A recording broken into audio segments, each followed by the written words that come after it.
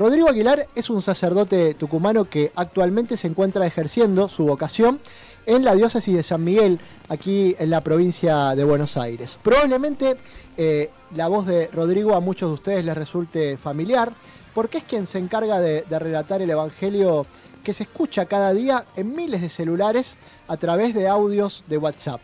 Por eso es un honor, y la verdad que le agradezco muchísimo a la deferencia de atendernos en esta tarde de sábado, de recibirlo en Yo Quiero Verte al padre Rodrigo Aguilar, fundador de un proyecto que ahora nos va a contar un poquito más en detalle, que se llama Algo del Evangelio, que ustedes pueden seguir a través del Facebook y también del Instagram. Padre Rodrigo, muy buenas tardes. Juan Carlos Raggi lo saluda. ¿Cómo le va? Muy bien, Juan Carlos, ¿cómo estás? Un gusto. ¿Cómo están todos ahí? Muy bien, padre. Muchas gracias por atendernos en esta tarde de sábado. No, un gusto para mí. Gracias por llamarme ustedes. Padre, usted tiene una carrera diocesana, tiene una carrera de vocación muy importante en lo que nosotros llamamos la parroquia real, ¿no? Para llamarlo de algún modo, donde usted ha desarrollado una actividad muy importante, pero desde hace un tiempo usted lleva adelante lo que podríamos llamar una parroquia virtual, ¿no? Donde personas de distintos lugares escuchan sus audios, se sienten identificados y bueno, despacito se fue formando una gran comunidad alrededor de estos audios. ¿Cómo surgió el hábito de por ahí comenzar a grabar en audio estas homilías?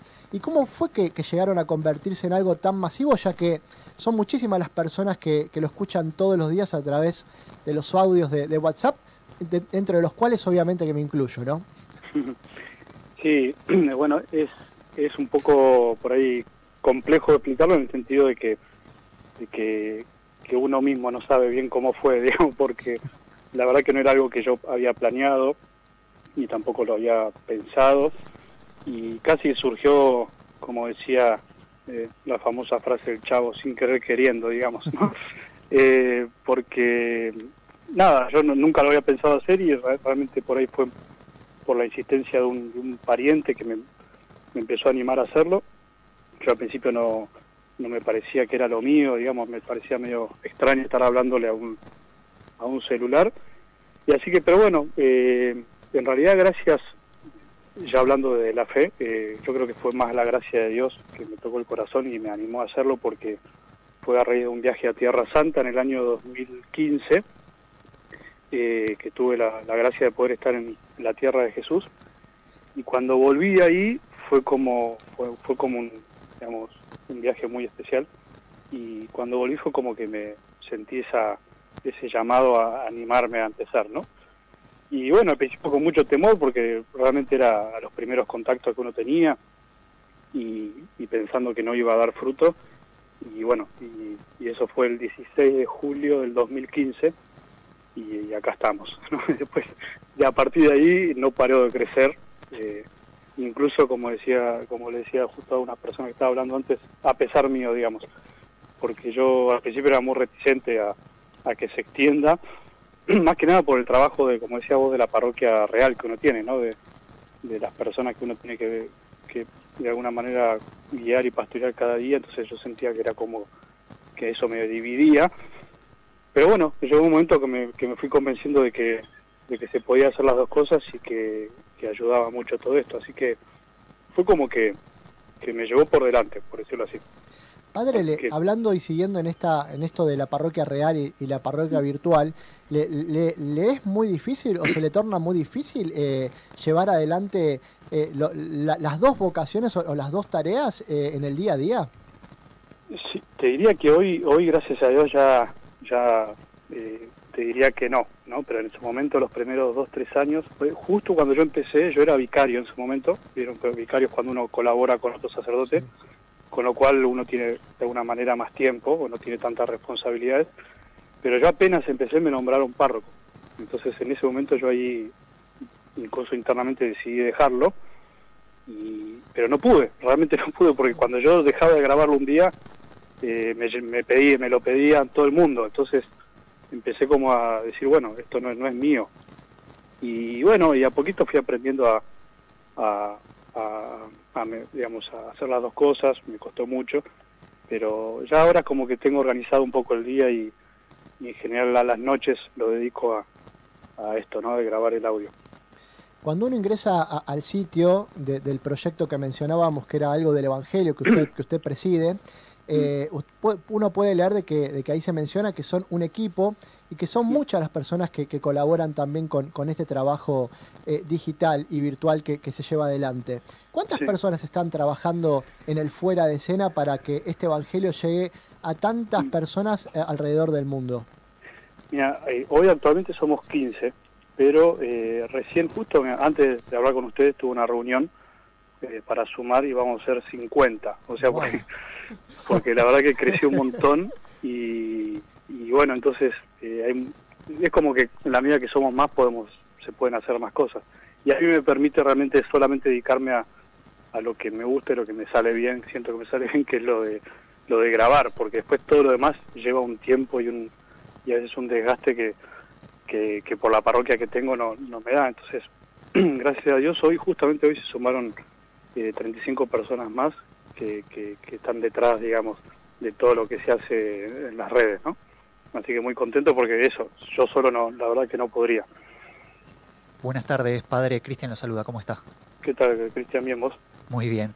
Contaba al principio de la entrevista que tuvo la suerte, la gracia de poder viajar a Tierra Santa y estuvo nada más y nada menos que en la orilla del mar de Galilea, un lugar muy especial, pero que la mayoría de nosotros conocemos solamente por la Biblia, ya que son pocos los que pudieron estar ahí presencialmente. ¿Siente que el hecho de haber estado presente en esos lugares históricos lo ayuda a conectarse de una manera especial con el relato del Evangelio? Sí, mira, absolutamente.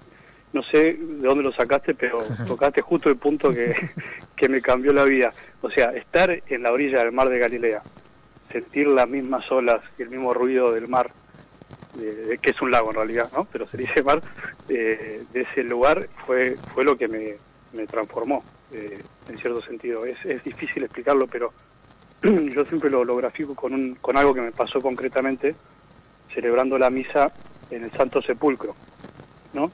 Vieron que cuando uno lee los evangelios de Pascua, de la resurrección de Jesús, por ejemplo, me acuerdo algo un poco, parafraseo uno de memoria, dice: al tercer día, muy de madrugada, María Magdalena se levantó y fue al sepulcro, dice, ¿no? Bueno, cuando uno celebra la misa en ese lugar, el evangelio está cambiado y dice: el tercer día al tercer día de la muerte de Jesús, muy de madrugada, María Magdalena se levantó y vino a este lugar. Cuando uno lee eso, en ese momento, en ese lugar, es como que se te junta el espacio y el tiempo, digamos, ¿no? Porque cuando nosotros leemos el Evangelio, es como que nos remontamos al tiempo, a un tiempo pasado que queremos que sea presente, pero al mismo tiempo nos falta el espacio porque no estuvimos ahí. Entonces, para mí fue esa sensación de sentir que la palabra de Dios se hacía carne en serio, ¿no? Que era como que se me unía el tiempo y el espacio en el corazón y fue como algo muy fuerte que me cambió, digamos, bastante en mi interior y me ayudó también a animarme a hacer esto, ¿no? Así que sí, para mí fue muy, muy grande. Padre, quedándonos en ese mismo mar o río de Galilea, como dice usted, pensaba que fue el lugar donde se produjo la pesca milagrosa, nada más y nada menos. Sí.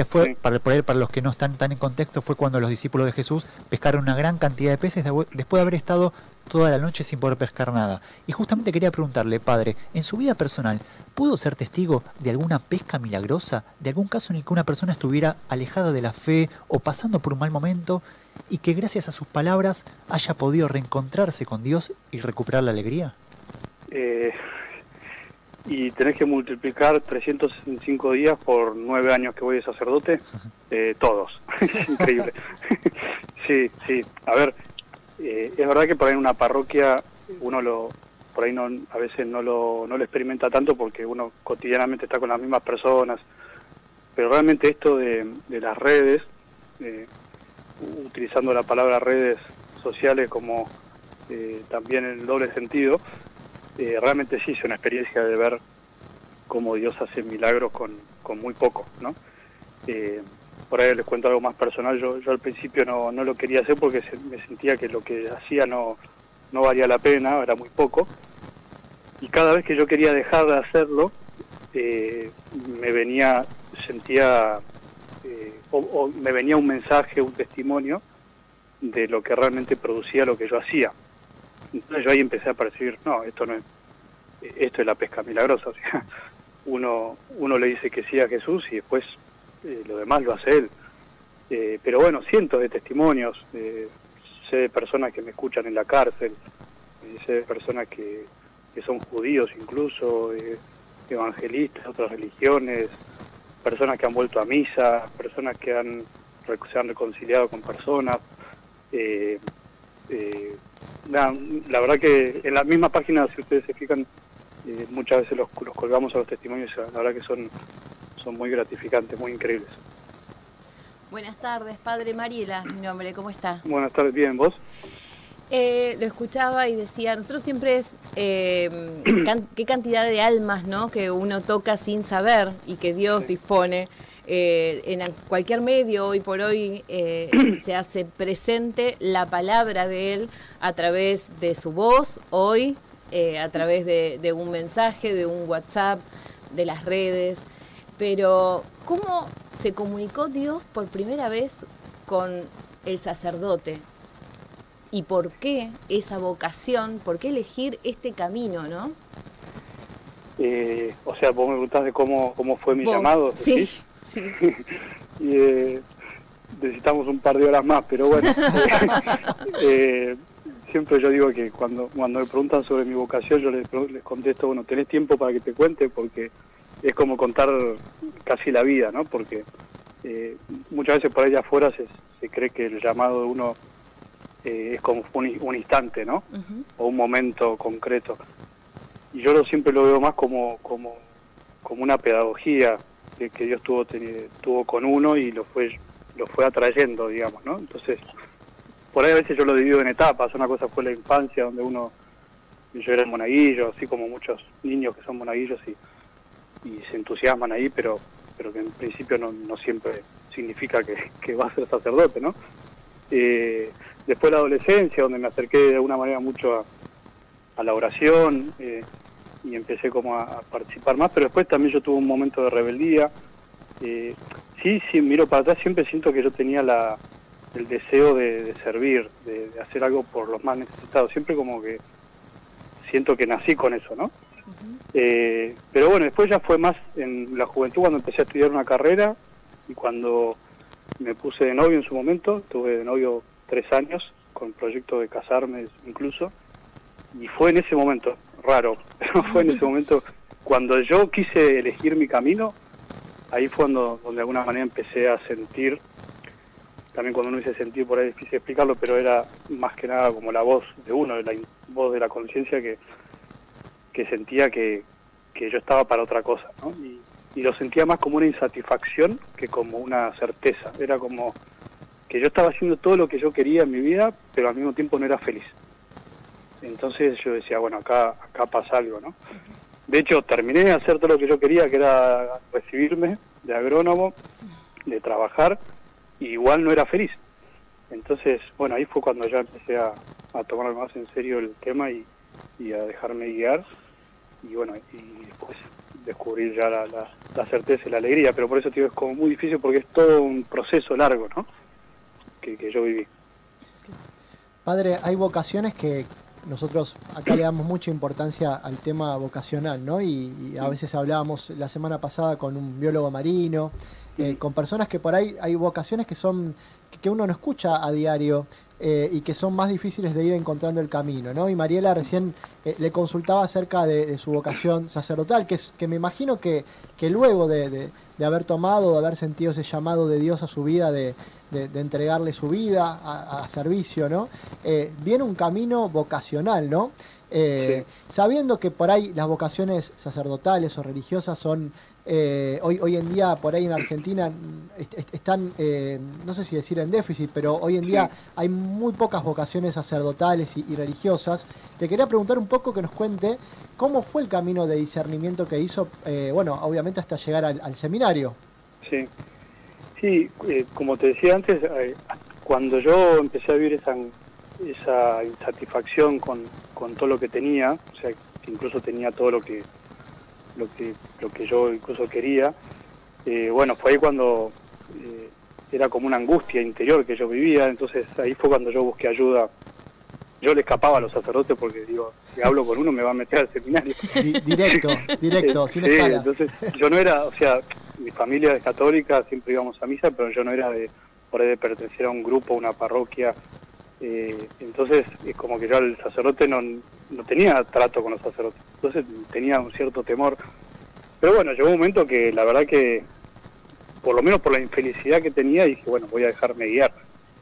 Y bueno, ahí fue todo un camino como de docilidad, ¿no? De dejarme acompañar y de escuchar, y sí o sí fue un camino de oración, o sea, tuve que hacer un camino de... Ahí empecé a leer la palabra de Dios. Me acuerdo que yo en su momento, para mí la palabra de Dios, bueno, como tantos católicos, era solo el domingo en misa y por ahí ni entendía lo que decían. Entonces yo creo que ese primer encuentro la palabra fue ahí, cuando me decidí a discernir mi vocación y empecé a leer el Evangelio todos los días.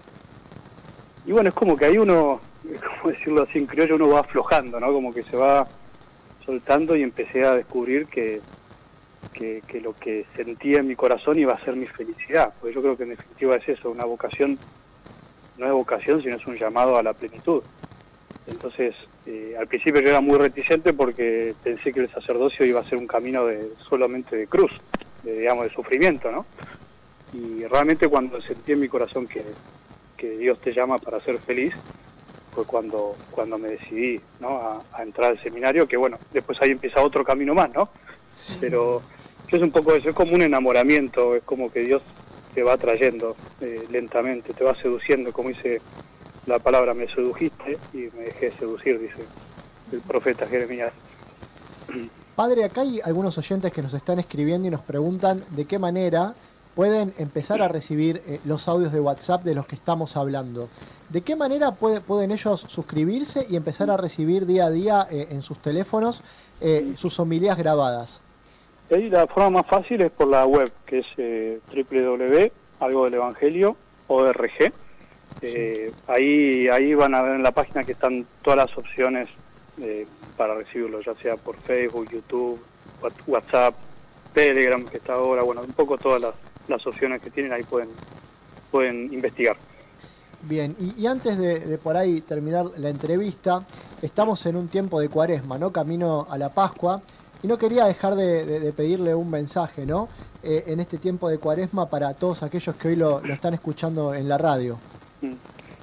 Bueno, nada, como todo tiempo fuerte, pues se le llaman los tiempos fuertes, ¿no? Litúrgicos, son siempre como tiempos para ayudarnos a despertar un poco, ¿no? Que a veces la rutina hace que nos olvidemos. Entonces, siempre creo que es un lindo tiempo de gracia. Hay que verlo primero antes de qué cosas que tenemos que hacer.